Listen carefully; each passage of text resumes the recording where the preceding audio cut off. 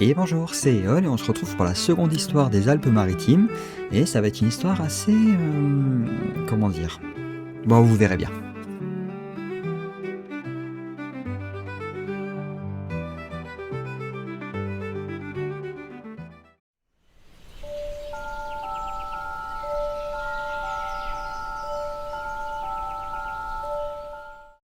Non loin de Colmar-les-Alpes, il y a une légende nous parlant d'un miracle, d'une muette qui aurait retrouvé la voix.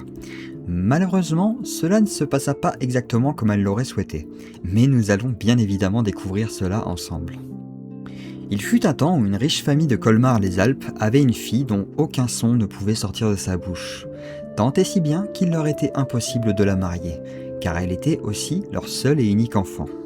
Ne voulant pas voir la lignée décliner, contexte d'époque oblige, son père tenta de lui faire consulter les plus grands spécialistes, les faisant même venir d'au-delà des frontières de la France.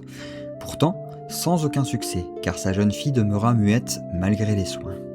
Ce fut donc vers la foi qu'ils se tournèrent, entreprenant des pèlerinages dans divers grands lieux de culte du pays. Priant jusqu'à s'en rompre les doigts, aucun miracle ne vint pourtant les saluer, et ils rentraient toujours sans que la jeune femme ne fasse entendre le son de sa voix. Alors que pourtant, la solution n'était pas si loin. De l'autre côté du col des Champs, une église fut bâtie en l'honneur de Saint Clément, construction à laquelle il aurait contribué. Une église dont on ne peut observer aujourd'hui que des ruines. Quoi qu'il en soit, le père y emmena sa fille dans l'espoir que quelque chose s'y produise, et entreprit le chemin en espérant un résultat. Il faut aussi savoir que Saint Clément était connu pour ses miracles rendant la parole aux muets. C'est d'ailleurs ce qui les avait décidés à s'y rendre. Et le miracle s'accomplit bien avant leur arrivée.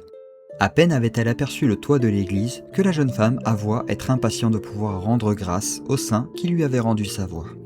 Bien que surpris, le père estima qu'il n'était pas nécessaire d'aller plus loin, faisant marche arrière après avoir dit que le saint homme, où qu'il soit, comprendrait combien leur gratitude s'en trouva immense, et qu'il louerait leur reconnaissance depuis chez eux.